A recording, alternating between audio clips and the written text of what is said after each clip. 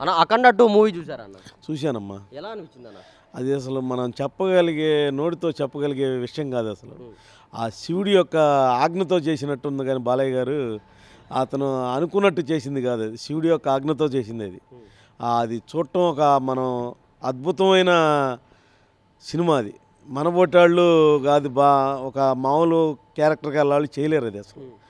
ప్రతి ఒక్కళ్ళు సనాతన ధర్మం యొక్క విషయం తెలుసుకోవాలి అంటే అఖండ 2 చూడాల్సిందే, ఆ తాండవం చూడాల్సిందే, ఆ మెరుపు చూడాల్సిందే, ఆ శివుడి యొక్క ఆజ్ఞ చూడాల్సిందే.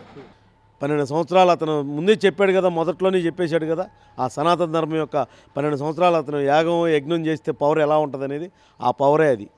ఇటు తిప్పాడు సోలం తిప్పారు, ఇవన్నీ కాదు అసలు.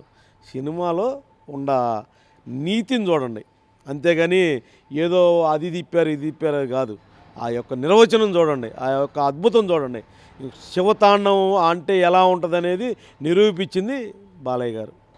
బోయపాటి అలాగే బాలయ్య బాబు సినిమాలో 4 సినిమాలు వరుసగా హిట్ అయినాయి. ఏంటి మరోసారి బాలయ్య బాబు గారి బోయపాటి సినిమా వస్తే హిట్ అయింది అంటారా?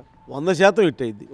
అది వాళ్ళు ఏదో కమర్షియల్గా తీసినా ఇది భక్తి గురించి తీశారు, అది కమర్షియలే అంటున్నారు. సినిమా అంతా కమర్షియలే, కానీ దాంట్లో అది తీయగలిగిన వ్యక్తి ఎవరైనా ఉండారా?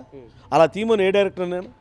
అది ఒక బాలయ్యకి బోయపాటికే చెల్లిద్ది, ఇంకెవరికీ చెల్లదు. మీరు 100% మీరు ఏమనుకున్నా అది బాలయ్యకే సాధ్యం. బాలయ్య, జై బాలయ్య.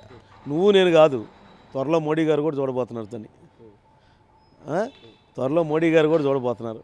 నువ్వు నేను చెప్పవసరలా, అది ఒక ఆ ధర్మం యొక్క నిర్వచనమే చూపించాడు దాంట్లో. ఆంధ్రప్రదేశ్ లేదా ఒక ఇండియా లేదా భారతదేశంలో సనాతన ధర్మం అనేది 100% 80% ఉన్నారు. ఆ 80% సినిమా ఆ నిర్వచనమే ఇండియా. ఆ ధర్మం యొక్క నిర్వచనం ఈ సినిమాలో ఎవరో చేయలేరు, ఎవరో చూపించడానికి కూడా అంత సాహసం చేయలేరు. ఎందుకంటే ఒక వ్యక్తిని ఇదే అని చూపించలేరు కదా. సినిమాలో ఒక వ్యక్తిని ఇదే నేను చూపిస్తారా?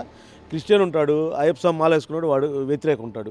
కానీ ఈరోజు వచ్చేటప్పటికి అఖండ నాకు తెలిసి క్రిస్టియన్స్ కూడా సినిమా చూడగలుగుతారు. ఎందుకో చెప్పంటావా? మన క్రిస్టియన్స్ కావచ్చు, మైనారిటీ కావచ్చు, ఎవరైనా కావచ్చు, అందరూ సనాతన ధర్మం యొక్క నిర్వచనం చూపించాడు. అక్కడ ఒక శివయ్యనే చూపించాల. మన భారతదేశాన్ని ఎవరైతే నాశనం చేయదలుచుకున్నారో వాళ్ళందరికీ శివుడు రూపంలో చూపించాడు. రేపు పొద్దున కృష్ణుడు రూపం, అది వేరే విషయం. కానీ అందరూ చూడండి, అది ప్రతి ఒక్కళ్ళు భారతదేశాన్ని చూడదగ్గ సినిమా, చేయదగ్గ సినిమా ఇంకెవరూ లేరు. జై బాలయ్య.